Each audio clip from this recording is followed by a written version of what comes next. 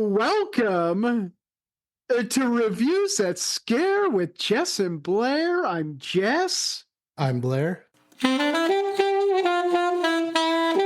Blair, how are you? I'm good, man. It feels like it has been a lifetime. We're back, baby. We're back. We're back. We're back. Quite happy to be back. I am too, man. It just felt like something was missing in my life the last month, 100%. We took a whole month off. We haven't done that since we started the pod. We have not. We've taken, I think, maybe a week or two off Yeah. here and there, and that's it. We've been a couple of busy boys, as they say. We have been. We have been. You had your Fringe Festival. How was that, Jess? I did. I had the Edmonton International Fringe Festival. I did 16 shows in 10 days, and it was spectacular. Ooh, I know I went to your Silence of the Lambs Jr. show. Thank you for doing that. It was fantastic. I had an absolute blast. It was very, very funny. Thank you. I'm glad you had a good time. I didn't see you afterwards. You had to take off. It was a late show. It was. I'm so glad you were able to make it out. I'm glad you had a good time. Possibly looking at remounting it around Halloween time. Are you really? We're thinking about maybe doing a one-off on Halloween of the Silence of the Lambs Jr. The reception for it at Fringe was just so good, and we had so much fun doing it. So we're thinking maybe we'll do it one more time. I'm so happy to hear that, man. You worked real hard on that project. So, it is a passion project. I just love doing that stuff, Yeah. No, it's very happy for you, man. Thank you. I appreciate that. And you went home and visited the family. I had a little vacay. It was much needed. It was great. Came and went just as fast, but much needed. Back to the island. Weather was good. Fun was good. Weather wasn't that great, actually. Unfortunately, it got real nice after we left. Of course. Of course. It Yeah. wasn't horrible. I mean, there was no snow or anything, but there was some rain, a lot of wind. Yeah. But it was still We're fun. getting closer. We're getting closer to that snow. I don't want to hear it. Do not want to hear it. Okay. Moving right along. Like you were saying, something was missing in the month of August. We were both busy, but still something was missing. And we are beyond excited to be back. And what better way to get back into the swing of things than by focusing on one of our favorites, the master himself, Mr. Stephen King. Yes, sir. We did a Stephen King month last September as well. Yeah. So we didn't do a show where we're going to pick our episodes this time. We're just going No to selection show. Yeah, Yeah, we're just gonna kinda absolutely. wing it. We figure in the month of September, it's Stephen King's birthday in the month of September. And he has just such a large catalog of movies based on his work that we could do this podcast for 10 years and we would still be doing Stephen King movies. So, Yeah. What better way? September has 5 Mondays, which means we'll be reviewing 5 Stephen King movies. We have a fun one to talk about today. But before we chat about that, what do you say we chat a little bit about some horror news? This is horror news. Blairski, you want to kick this one off? I got 2 things. So first off, in the month of August, we both got to see Alien Romulus, Yes, which was indeed. definitely the big horror kind of news of the month. Yeah. What did you think? What are your thoughts on Alien Romulus? Yeah, it was fun. I think a lot of people were maybe going a little bit overboard comparing it to the original. Yeah, a little like too much hype, you mean, sort of thing? Or Yeah, 100%. And Yeah. honestly, I've said it before, but I was somebody who just watched the trailer once, and then I didn't want to watch another one because I wanted to just kind of experience it in theaters. So, of course, to me, it does not even come close to the original, but it was a fun movie. It was a lot of fun. I agree. The original is by far the best Alien movie. Of course. I would probably put Romulus myself anyway before Aliens, though. Wow. Probably Wow, my okay. second favorite in the franchise, followed by Aliens, of course. Now, but does that have to do with Fede Alvarez directing this one? probably. Of course. I'm a big fan of his. So We know that you're a huge fan. The Evil Dead remake is one of your, if not your favorite movie of all time. it sure is. And Don't Breathe, he directed as well. Great movie. Yeah. Great And movie. this is like this has Fede Alvarez all over it, especially the ending, the last Yeah.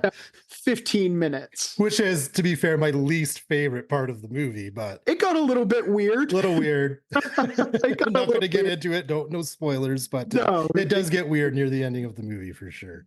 Yeah, I so much of it I loved. I loved the beginning. I loved the middle. It was a fun movie. It was a lot of fun, and definitely towards the better side of the Alien franchise for sure. Oh, for sure. And the creatures, the face huggers, the xenomorphs, they Of course. all looked spectacular. They're back. They're Yeah, back. yeah.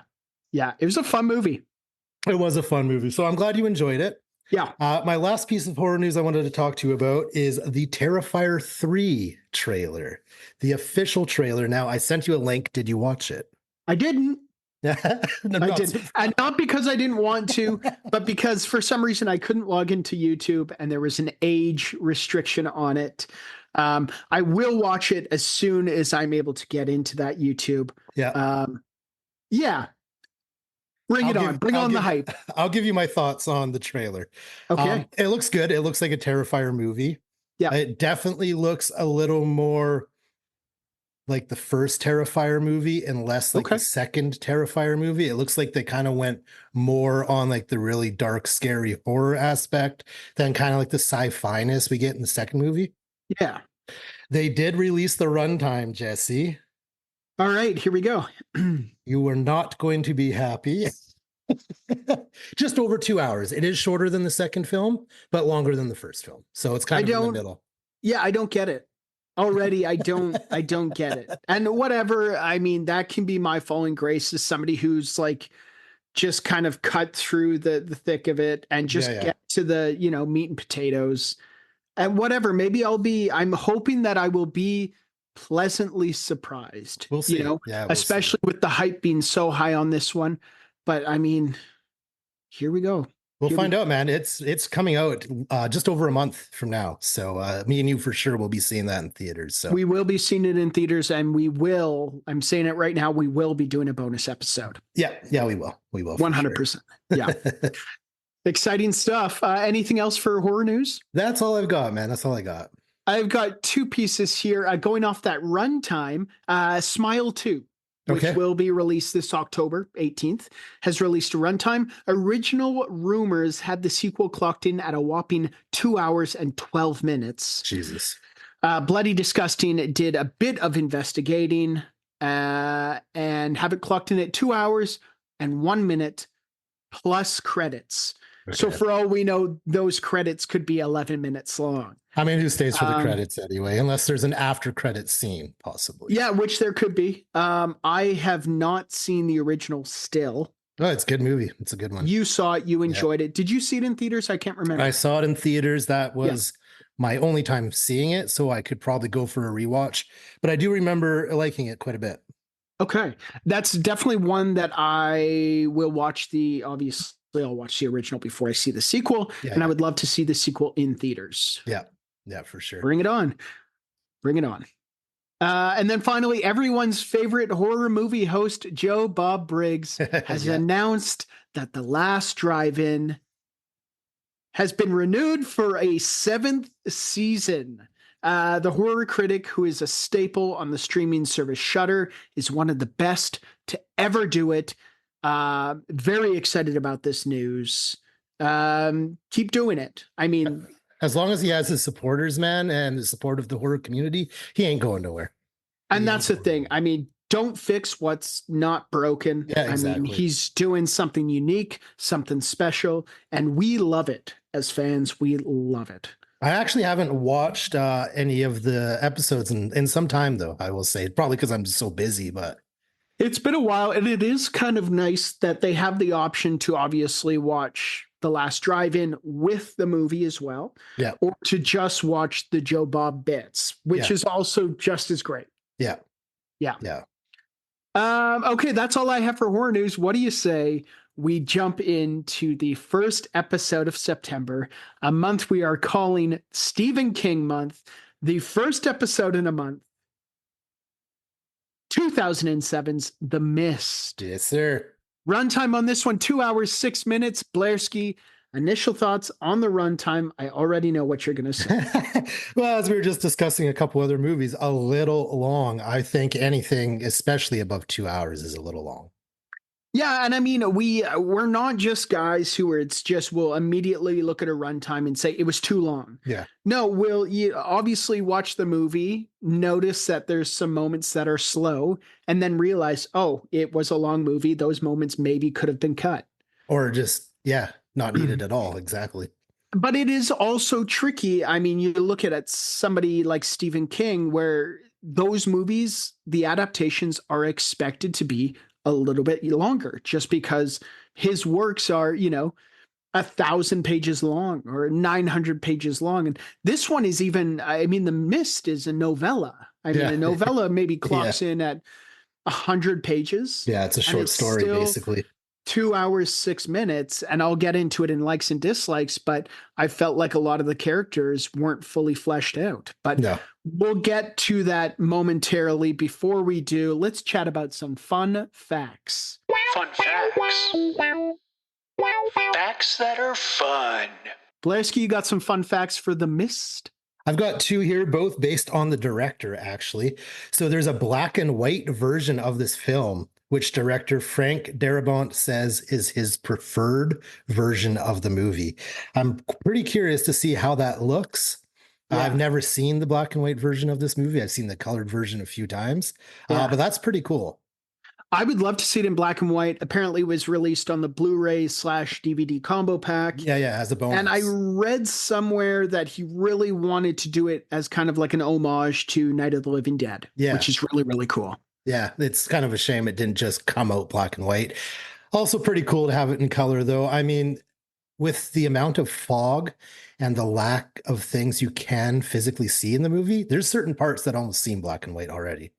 Oh, 100%. And that's a great, great point. I really wish, now that you mentioned, I mean, the fog or the mist, I really want to see it in black and white. I do too. Just for the creepiness of the mist, I think would have been enhanced if the whole movie was black and white. I feel like the next time I watch The Mist, I'll try to watch. Go for that black and white. Yeah, for 100%. Yeah.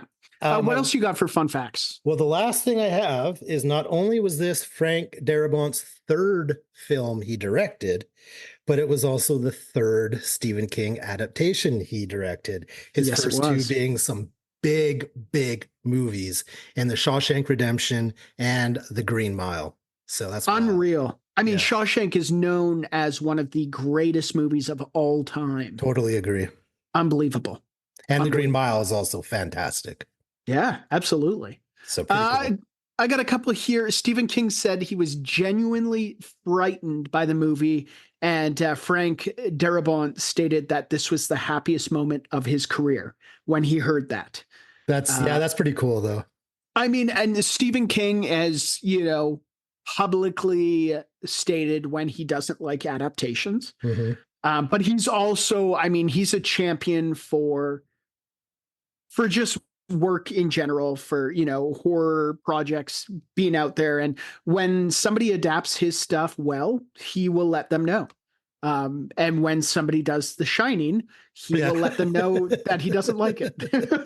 I heard he really praised the ending of this movie.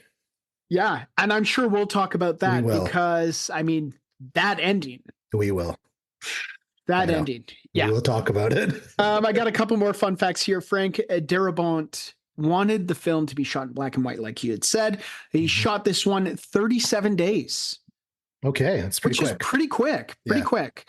And then finally, the Mercedes that was crushed by the tree at the beginning of the movie was in an accident, and they were lent the Mercedes. Okay. It was set to be repaired, and they were allowed to use it on the pretense that they wouldn't do any more damage than what was already done to the Mercedes. There was a lot of miscommunication, however, and they absolutely destroyed this car. The inside, the outside completely destroyed it. One of the producers on set stated that was a big fuck up. Yeah. So I'm sure it cost them thousands and thousands. Oh, and for thousands sure. Yeah. from the Probably budget. went into the budget and they were not expecting it to. Yeah, 100%. Let's talk about the fine folks who worked on this film, directed by, of course, Frank Darabont. You had mentioned, directed 1994's The Shawshank Redemption, 1999's The Green Mile, both based on Stephen King books. Mhm. Written by Frank Darabont, also wrote The Green Mile, The Shawshank Redemption, 177 episodes of The Walking Dead, Oh, which crazy. I believe he created it. He moved it. Obviously, it was a graphic novel beforehand. Yeah. Yeah. He was the one who adapted it for TV, and then also wrote 1988's The Blob Okay. and 1987's A Nightmare on Elm Street 3 Okay. Okay. and 1989's The Fly 2.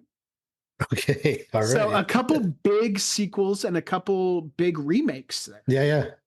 Yeah. And then, of course, Stephen King, the best to ever do it. Yeah. You name it, he wrote it. I'm going to, just because we're going the whole month, I wanted to list two of my current favorites by Stephen King. First, 11/22/63. It has to do with JFK and time traveling. It is not very horror-like. Okay. And then another novella called Blockade Billy, which Okay. is about a baseball catcher from the 1950s who may or may not be who he actually says he is, which All right. is a great one. And these are books you're Okay. currently reading? Books that I have finished within the Okay. last year that I really enjoyed. Right on, man. Yeah. Okay, starring Thomas Jane as David Drayton, also starred in 1997's Boogie Nights, 1998's The Thin Red Line, 2003's Dreamcatcher, 1999's Magnolia, and 1992's Buffy the Vampire Slayer. Marcia Gay Harden as Mrs. Carmody, also starred in 2006 Mystic River, 47 episodes of Code Black, 1997's Flubber, Okay. and 1998's Meet Joe Black, just to name a few. All of these people have massive resumes. Laurie Holden as Amanda Dunphy, also starred in 5 episodes of The Boys, 35 episodes of The Walking Dead, 13 episodes of The Shield, and 10 episodes of The X-Files.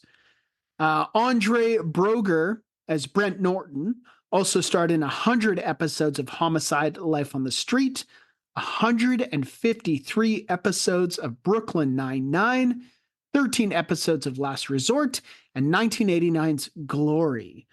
And then starring Toby Jones as Ollie Weeks, starred in 2011's Tinker Tailor Soldier Spy, 2023's Indiana Jones and the Dial of Destiny, 2017's Atomic Blonde, and the Hunger Games series. Okay. So some big movies, some big actors, a lot of character actors in this one. Yeah, there is. But big time working actors. They all have massive resumes. Synopsis for 2007's The Mist, courtesy of our dear friends at IM, a DB. A freak storm unleashes a species of bloodthirsty creatures on a small town where a small band of citizens hole up in a supermarket and fight for their lives. I Yeah. dig it. I dig it. It's Yeah, all right. that's fine. It's fine. Basic. That's the movie. And I mean, how do you encompass like a whole Stephen King novella into 1 or 2 sentences? Right. It's tough. Yeah. This leads us to one of our favorite segments of the show, Kill Count. Kill count. The time of the show we count the kills. Blairski, do we have a kill count for The Mist? Well, just like many other apocalyptic films that we've covered, the kill count could be as high as most of the Earth's population.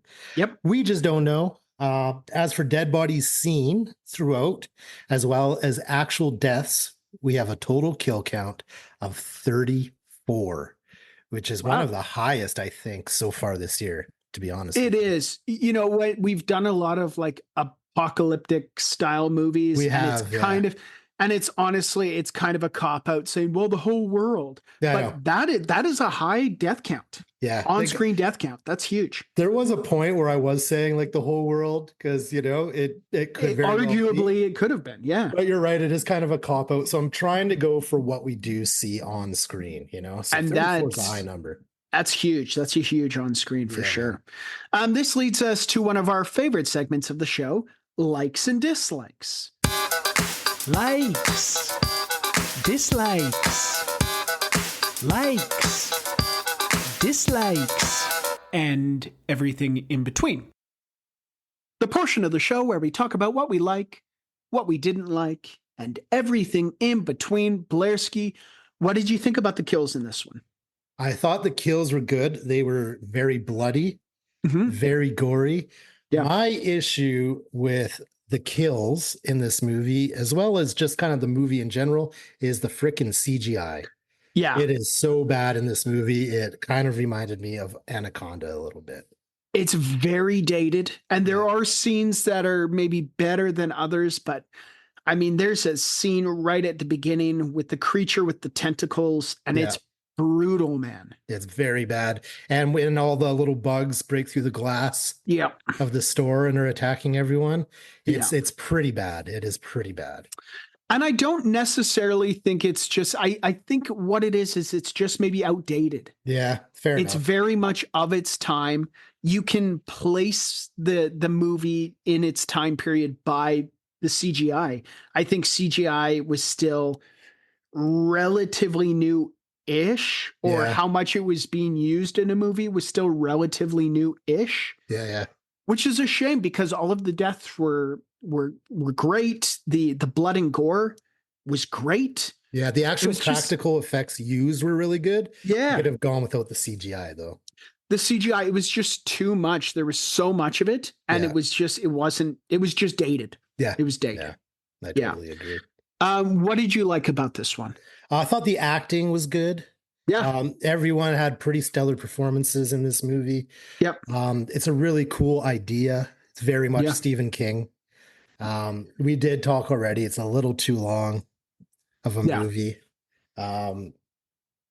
The explanation as to why all this is happening, I thought was pretty weak. Yeah, it was. honest.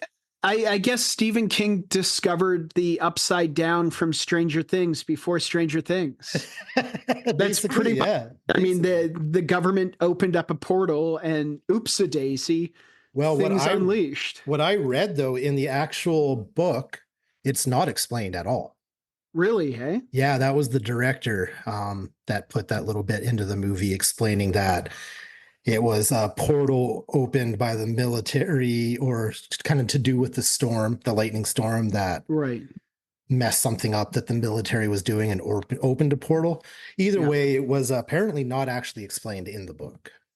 With stuff like that, like I think I would have been okay with it not being explained Yeah. in the movie. I mean, we're kind of there's been moments where we get annoyed that stuff wasn't explained when it should have been, or where there's too much given away. But I think in this case, I would have been okay with being put in the townspeople's shoes, where it's like they don't know either, Yeah. you know, Yeah, I Until feel they like it would have find been better that way. government. But Yeah.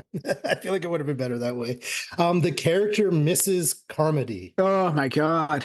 What are your thoughts on that particular character in this movie? I think the character, I mean, not my favorite. The character, of course, is meant to be hated. Oh, perfect character to hate on in this movie. Every horror movie has that character. Really well played, really well acted. Yep. Yeah, I agree. Loved the character.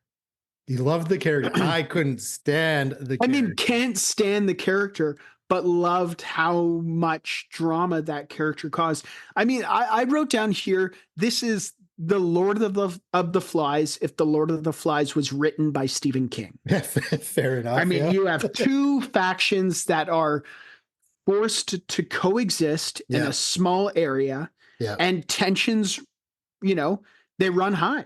Yeah. And one person basically decides that they are God or Yeah. at least the voice of God. You know, she was calling the herself God's vessel. vessel. Yeah. Exactly. Yeah. So I like that idea where it's, you know, in kind of a crisis scenario, you know, what do you do?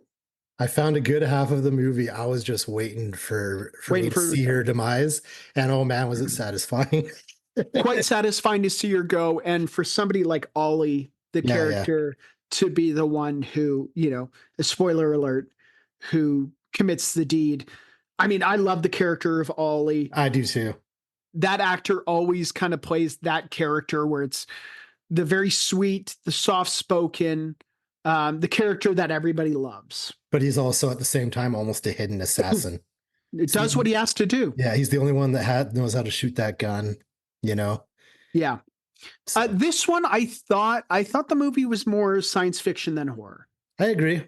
I agree. It was like it was a mix between kind of a monster movie and also just kind of humans fighting humans, almost fighting inner demons between each other. 100%, definitely creature feature, and it was it was like you said, it is human on human. The science fiction, of course, coming from the fact that these creatures are from another dimension. Yeah, totally agree.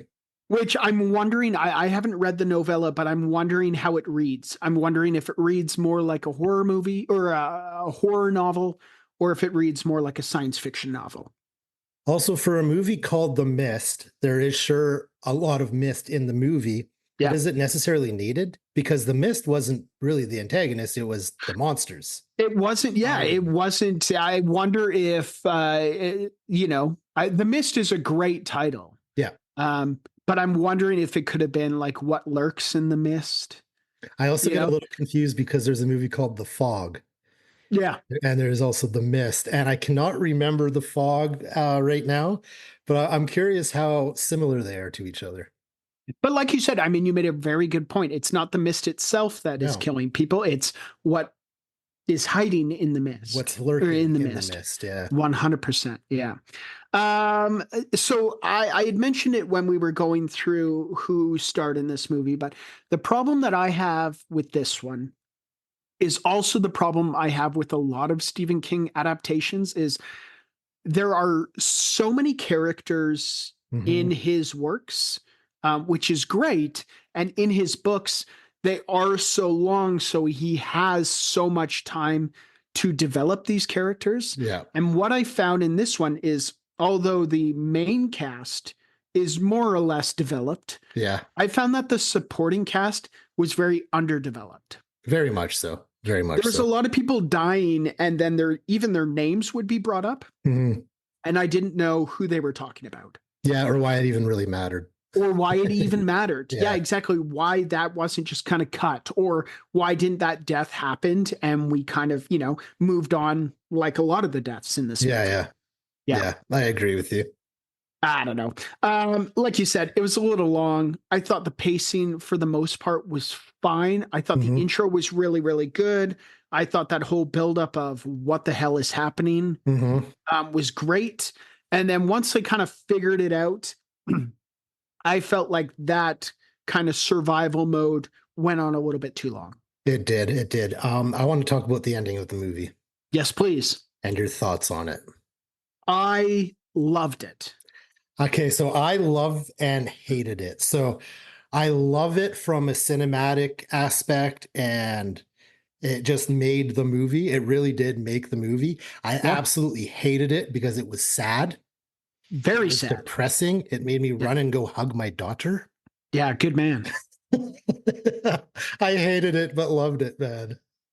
It's just, that's a man who survived the battle, but will not survive the war. No. And who knows?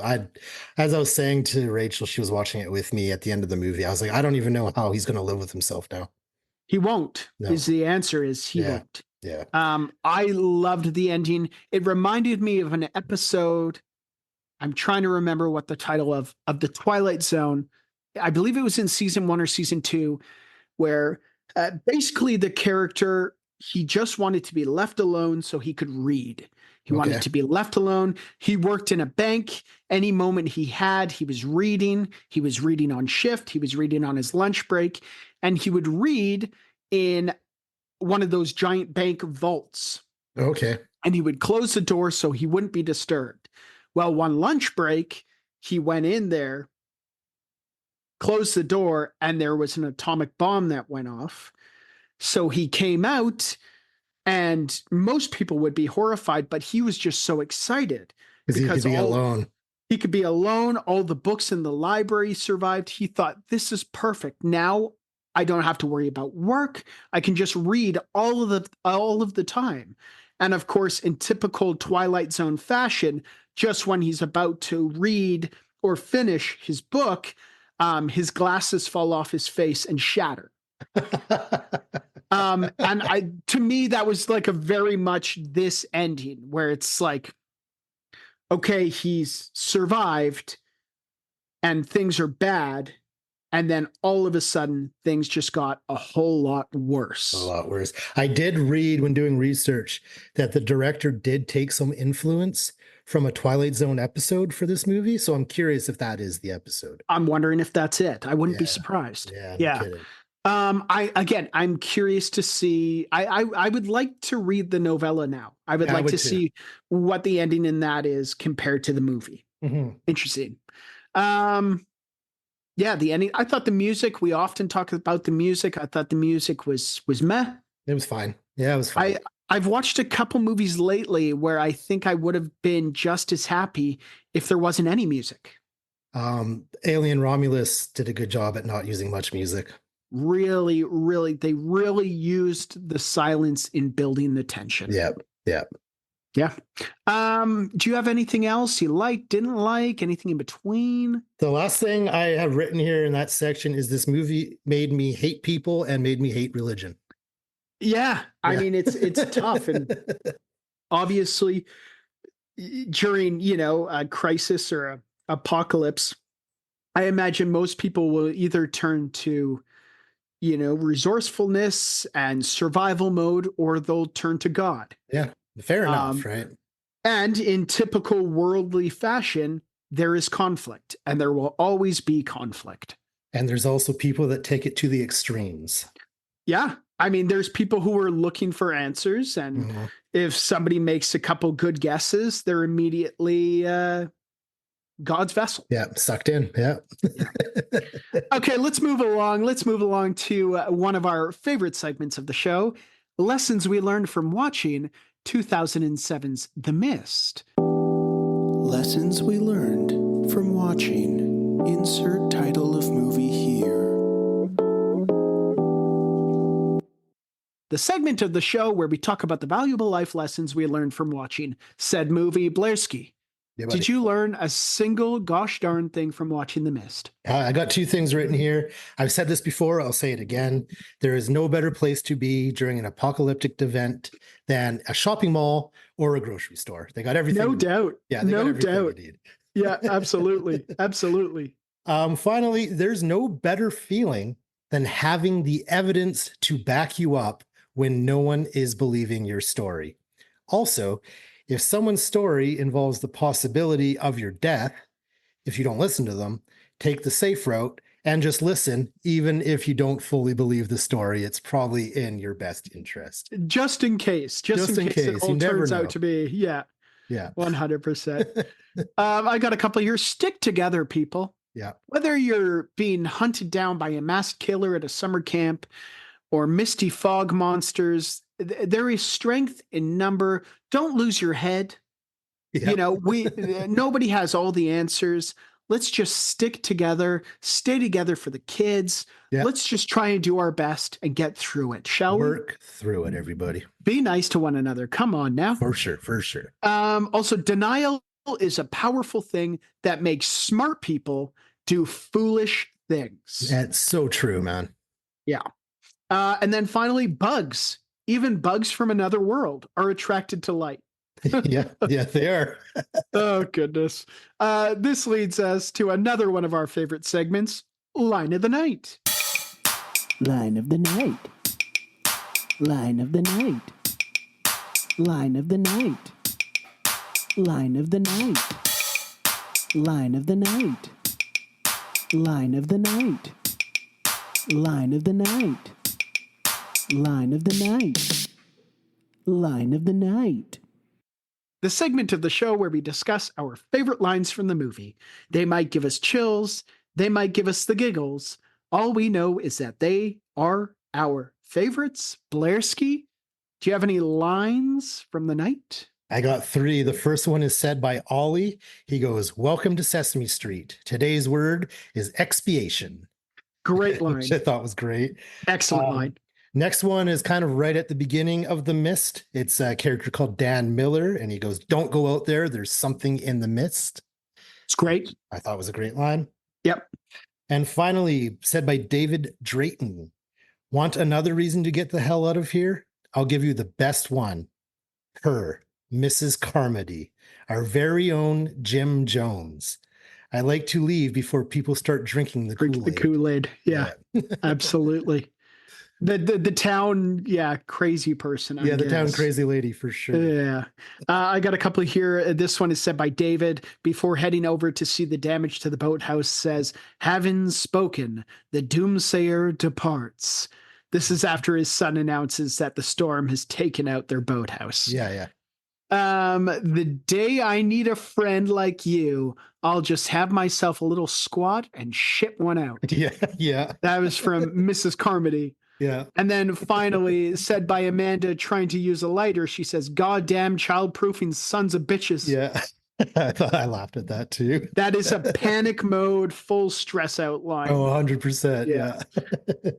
Okay, this leads us to our final segment of the show. Some might even say. I It is our think some favorite. will. I might top 5.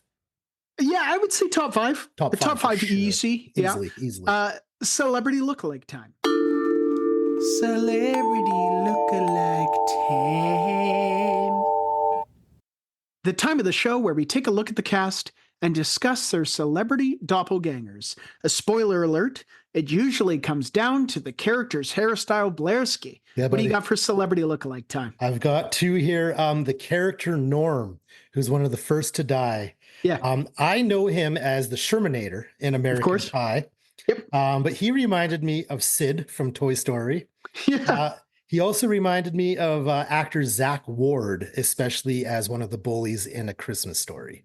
Oh, okay. Yeah. It's He's the just guy who wears that a face. raccoon skin cap. Yeah, he Yeah. is. 100%. Yeah. Final lookalike is the character Jim reminded me of Anaconda's very own John Voight.